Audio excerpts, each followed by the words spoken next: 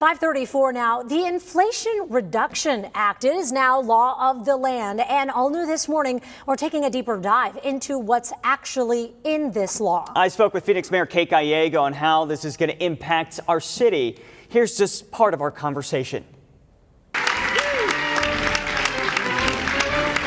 President Joe Biden making history this week by signing the Inflation Reduction Act into law. 2,300 miles away here in Arizona, Phoenix Mayor Kate Gallego tells me the new law gets her stamp of approval. The Inflation Reduction Act gives us a lot of tools for the city directly and for our residents. So whether you want more affordable healthcare or more affordable energy, today's bill is good news for all of us. But not everyone sees it that way. It hands out tax credits like candy with no accountability. The law passed without a single Republican vote in Congress. What would you say to Republicans out there or anyone else who is skeptical that this is actually going to work to reduce inflation and costs for families? The Inflation Reduction Act has significant investments to help people afford housing and medical care. As I talk to people in my community, there's significant challenges now where housing and medical costs are really driving everything that's happening in people's communities. Part of the reason we've seen inflation in this community has been heavily driven by housing.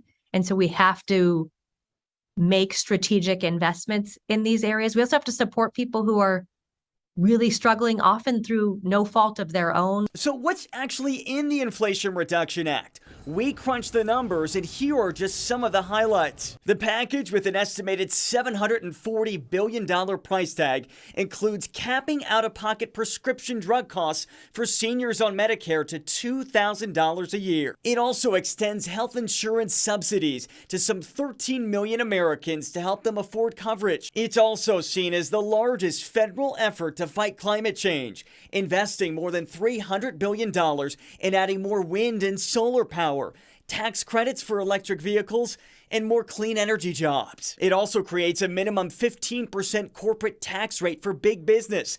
Money the White House says will not only cover the cost of the package, but will also add an extra $300 billion to help reduce the deficit.